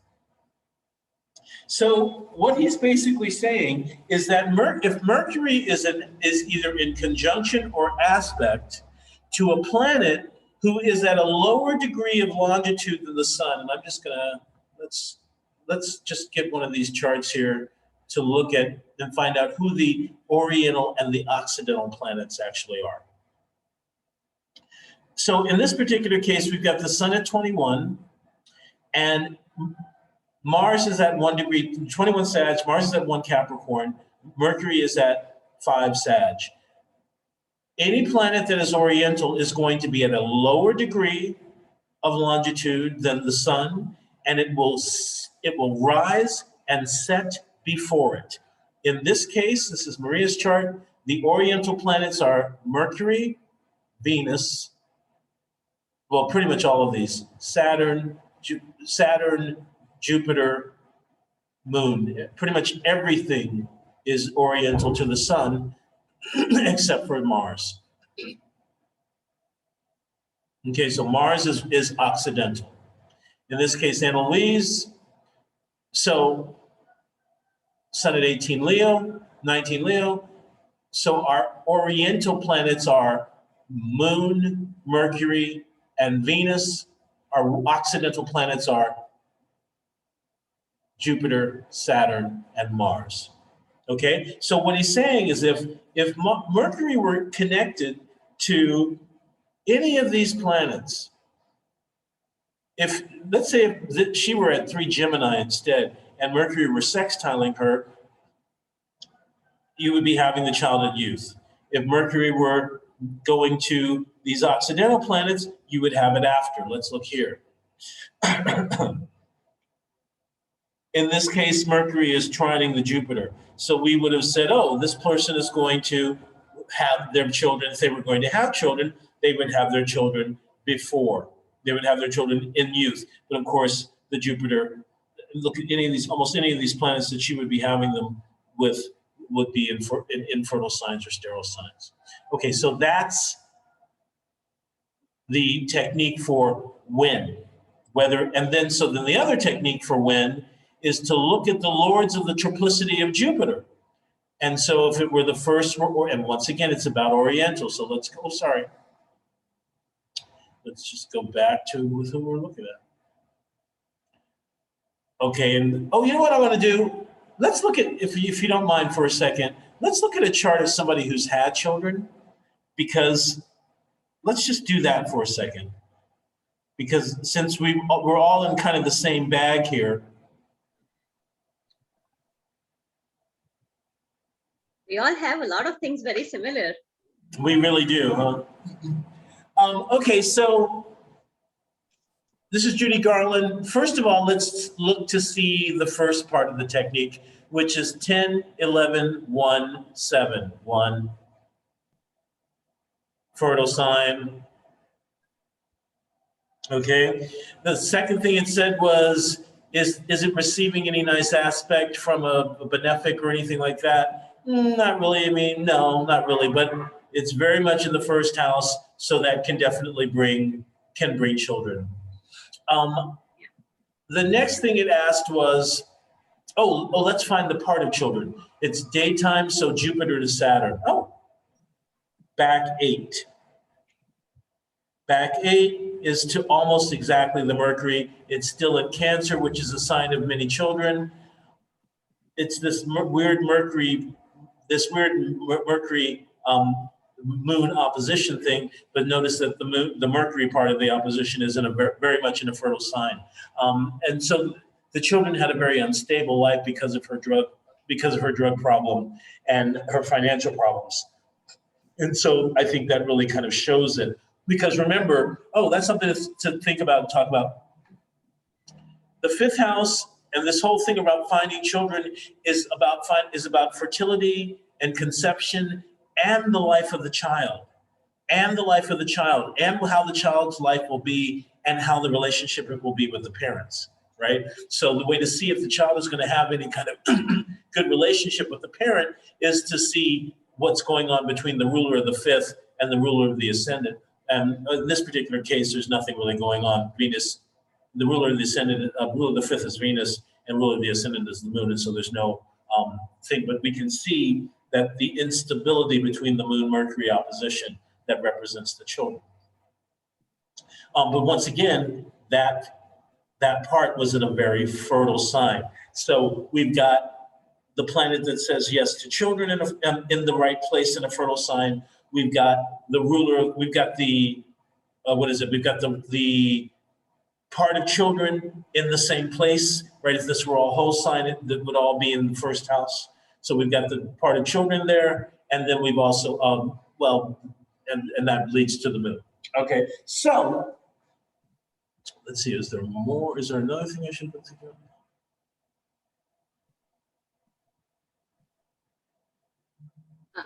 Can you use this chart and explain about the timing? Like the timing of her having children? Say that again. Like you mentioned about the Oriental and Occidental planets and how they help with the timing of the time when you will have children. Do that. Yeah, I just realized I forgot that. Yeah, thanks. Yeah, okay. Teacher's pet. Okay. All right, so okay here. All right, so Mercury. So what did they say? We're looking to see if Mercury is joined to an Occidental or an Oriental planet. Now, all of the planets are Occidental, right? There are no Oriental planets, right? So Mercury is connected to this Saturn. So that's interesting to me because remember she was with the first husband with whom she had her first child is Vincente Minnelli, who was quite a bit older. He was probably almost 20 years older than she was, and gay, which I think is hilarious, or or whatever, or bisexual or whatever. And so that's interesting. Saturn is representing the seventh house, so that's the husband. So there's that square. Of course, it didn't last, but sure enough, the Mercury is connecting. It is connected to a planet. Now it's not applying, but it is joined. So it is connected to a planet that is, and so I would say youth would probably be up to 21. Shall we say that maybe? And of course, when this person's thinking youth, if we're talking the 13th century, they're probably thinking before 22, before 21 or 22, when people were having children at 15 and 16, between 17 and 15 and 18, or 15 and 20. So I would think we would be thinking about youth when he says youth. And so I would say that's before 21. Now, she was born in 1922. Let's see what year. I think 1944 is when Liza Minnelli is born. It's either 44 or 43. So Liza Minnelli. Yeah, 46. 46. So she's 24. Thank you. So after. So that would be just after youth. Right, we think of the 26 as young, right? I mean, obviously it is, but it's not youth, and it certainly isn't youth in comparison to what they would have been thinking about in the 13th century. And so I definitely think the cutoff should be 21 or 22 if we're thinking about having a child, or 24 maximum, right? And so she was at that maximum place. So 24 maximum. We're thinking about having a child in youth. So if Mercury is applying to oriented planets, then you'll have children early in your life. Yes, that's what Bonatti is saying. Okay, and if applying to Occidental, then later. Yes, that's what Bonatti is saying. Okay, so the next step is how many. And so his whole thing is my whole thing. But he only looks at Jupiter and Venus. So he says, look at Jupiter and Venus to show how many you're going to have. And then for scarcity, look to Saturn and Mars. Now, I think that's interesting because I don't know how you would kind of look to Saturn and Mars to see how you're not going to have children. I would look to Jupiter and Venus to see how you would either have or not have children. Do you see what I'm saying?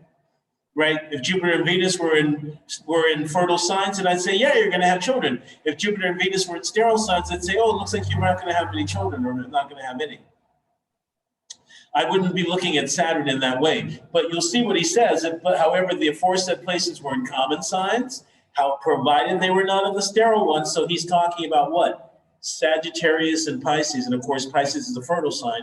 And the significator of children were likewise in a common sign. Now, the significator of children can be what? It can be that planet that's in 10, 11, 1, or 7. It can be, and remember, it's not the ruler of the fifth, right? So it can be, so when he's talking about the significator of children, he's either talking about the planet that's in 10, 11, 1, 7, or 5. Houses 10, 11, 1, 7, or 5, and then also the compound Almuten. Okay. Those are the two possible significators that he's talking about. So he's saying and we'll come to Judy's chart in a second. So if, however, they were in a common sign and the significator for children were also there, it will signify he may have twins. So now I've seen twins come up in charts where there was Gemini, not necessarily Sagittarius and Pisces. So this, like I said, everything is up for grabs. Everything is up for some kind of understanding of what, seeing if they really come to bear, so to speak. If they're common, they'll have twins. If they're in signs that signify children, so if they're in the fertile signs, which are the water signs, then there will be many children. It will signify the native is going to have many. To me, that says more than 2. Okay, so let's come up.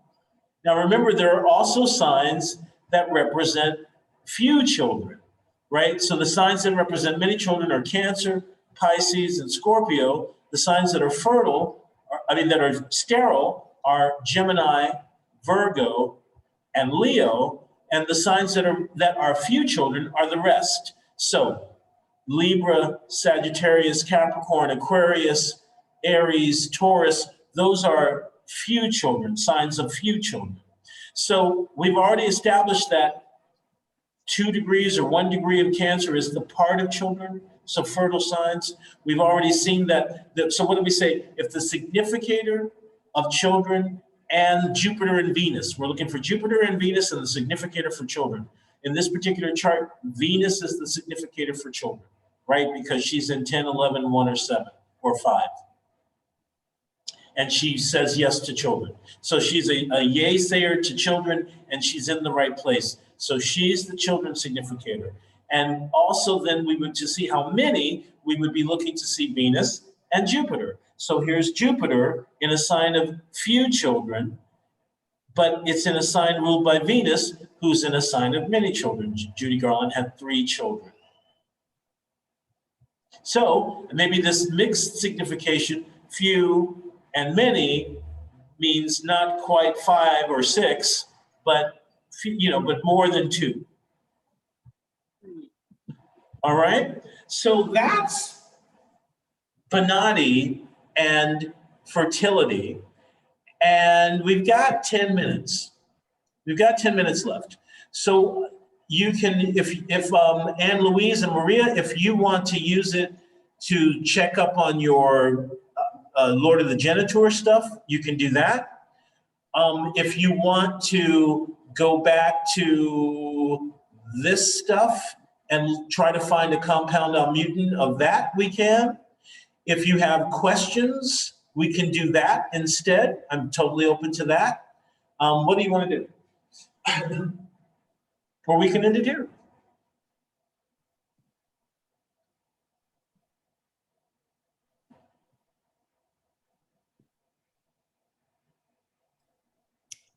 Hi, yes.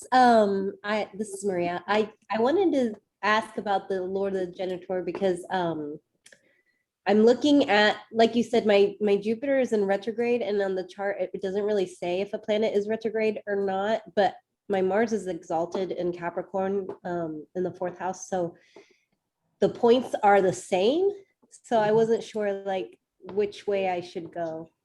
Okay, so the points are the same. Is that what you said? Yes. And the points are the same. And what is the local determination of Jupiter? So Jupiter is in the 10th house, but it's in Leo. So I guess, and it's also like in retrograde. So I guess it's probably not in the best position compared to Mars.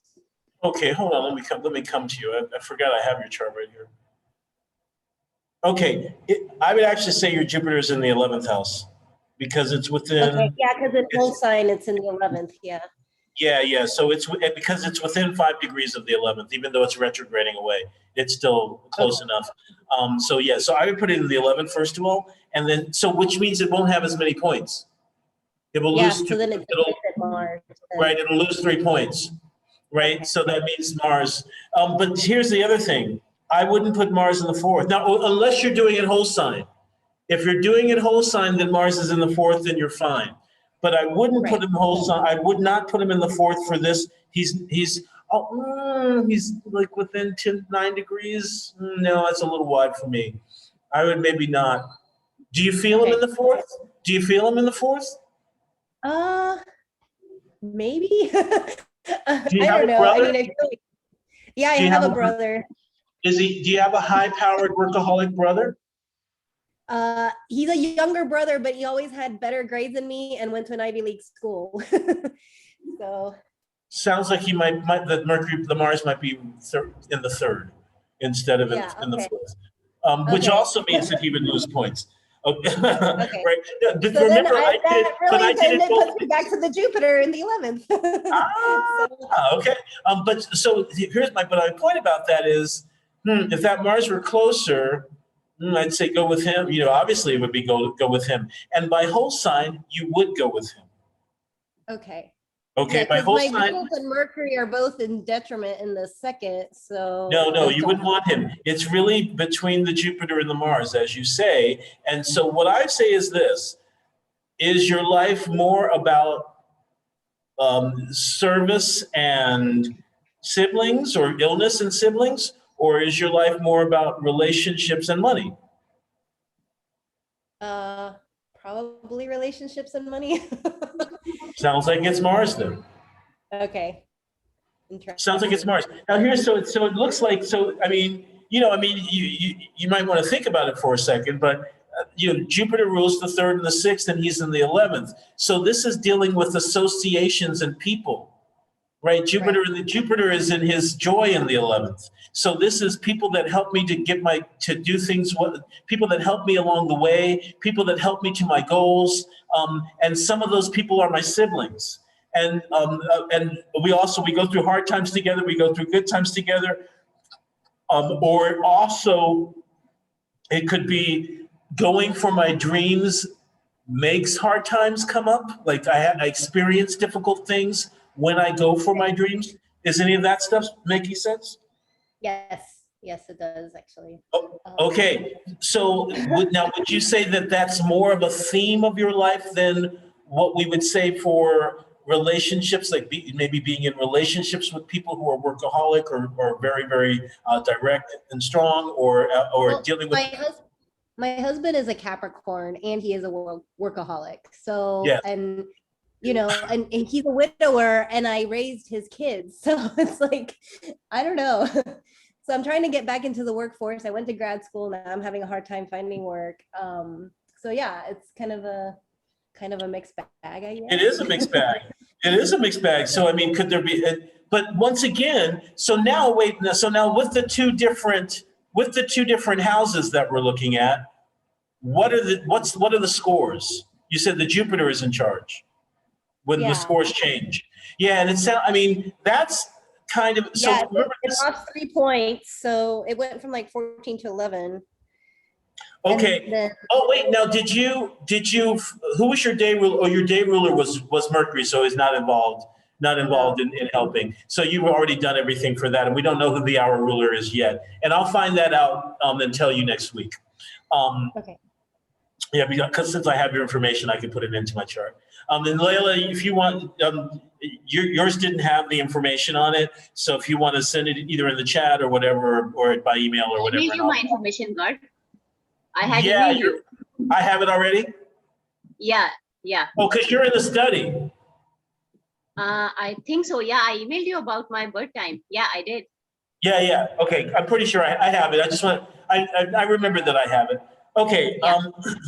Let's see. So the next thing what are we looking at? Oh, this either it's the Jupiter or it's the Mars.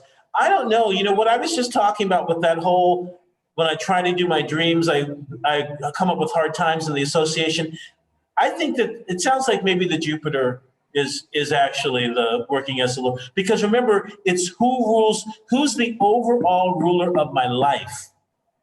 Right? Now, sure enough, you've got a husband who's a workaholic, and there's maybe is interested in finance, or you yourself are good with finance or interested. But is it a major theme of your life? That's what we would be looking for, right? Because he's the Lord of life. He's the Lord of the entire life, of the entire genitor. So it'd be something kind of that would run through the entire life, which sounds more like the Jupiter than the Mars in this particular case. What about you, Anne Louise? Do you know what your did you find out who had the most points or whatever else we were talking about? Because obviously the sun can't be the ruler, unfortunately, in this is the most dignified planet in the chart, but he can't be the ruler of the genitor in this chart. So it would need, Venus has a good chance if she has enough. Really, Venus would probably be the best ruler for that, or be the best candidate, shall we say, for that. All right, so I'm going to stop there, and we can come back to it. What we're going to do next week is we're going to do 6 and 7. We're going to do houses 6 and 7. We'll get to illness, and we'll get to as much illness stuff as we can get through. And then we'll just look a little bit at the other stuff that the 7th house represents. I was thinking maybe it didn't need to have a full 2 hours. And so I think that maybe we can do, I don't know, an hour and 15 or something like that, or an hour and a half with the 6th, and then kind of pick up some of the other pieces of the 7th. Any other questions before we sign off? Garth, can you just confirm one thing for me? I think all of my planets are Oriental with the exception of Saturn. Can you confirm? Oh yeah, share the screen. Yeah. I think all of them are Oriental. And I'm about to prove Bonatti wrong. Let's see. Well, but remember, there have to be significations for having children already. Yeah. So I think all of them are Oriental with the exception of Saturn. Okay, hold on a second. No. Okay, so the Oriental planets are Mars, Moon, Mercury, Venus. Oh yeah, they're all Oriental with the exception of Saturn. Sorry, I thought I saw that grouping and thought that there were others. Yes, you're correct. They are all Oriental. And my Mercury is also applying. And my Mercury is also applying to all the Oriental planets like Moon, Mars, and Jupiter. Your Mercury is Moon is applying. The Moon, No, but it's we're not looking applying. for Sorry. Mercury. Mercury should be applying. Yeah, so it would be Mercury applying. So no. Well, in this case, Mercury is applying to the Mars, right? So that's so that would be one. But remember also, Mars is a planet that denies children. Yep. So so remember, so that's a good point. The point that you just made, which is, I'm going to prove him wrong. But remember, we already proved him right because the planets that deny children are in the 10th and 11th. Right. Okay. Right, so we're mixing two significations here. Well, yeah. Well, the first, remember, the first level of it is look at the 10th, 11th, 1st, and 7th, and see if either the planets that say yes to children are there, or the planets that say no to children are there. In the 10th and the 11th, the Sun is in the 10th. It would not get to that point of timing because the other planets are denying the children already. So we would not need to go to determine the time. Yeah. Exactly. Okay. Exactly. Okay. So you would, so what you might do is you might, instead of looking at the timing, so you might go, ooh, that's not looking so great. The next thing I would actually do is I would look at the parted children. Okay, well, what's going on with their parted children? Is it really true that they're not going to have children? Right? Because that would be the first thing that says to me, it looks like maybe no. But they're not in sterile signs. They're not in fully sterile signs so maybe they can have one kid, is maybe what I would think looking at this chart. And so then I would say, okay, now what's going on with the ruler of the parted children? That would be Jupiter to Saturn, which we did already. Jupiter to Saturn. The part of children is at 29 Leo. It's Leo. And if it's 29 Leo, then it's on Regulus, and Regulus, one of the characteristics of Regulus is Mars, right? And they already said if it's on a fixed star with the nature of Saturn and Mars, then see what I'm saying? So already we've got so that confirms. So that's kind of my point about how to use the parts to confirm what it is you're looking for. Now, we saw in all three charts that we could have just looked at the part of children and gotten an idea. But with this chart, we get an even further idea. We can even look at the three triplicities of the planet of the 5th house to see if it's going to happen at all. Sun, Jupiter, Sun is in Virgo. the 10th house. Sun is in the 10th house. But it remember, denies. Sun is a denier. That's right. Sun's in the 10th house, a denier.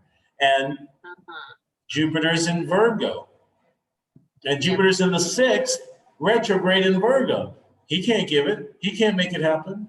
And then Saturn is at the end. Saturn would be able to make it happen, but by that time you're past childbearing years, but that doesn't mean you can't raise children in that time. Okay. So there are weak significations of bearing the children, but there are strong significations of not bearing the children. Yes. Okay. Strong significations of not bearing children. Yes. Okay. Thank you. Yeah, you're welcome. Okay, you guys, that will be, and even, that's, you know what, even more reason why this needs to stay completely between us. You know, we Yeah, don't, this yeah. does not need to be, this does not need to be aired out at all. So, Yeah. so this is just Yeah, for thank us. you for considering that. Yeah, definitely. Okay, guys, have a fantastic day, and I'll see you next week. Next week, 6th house and 7th house. Yeah, bye, Garth. Bye.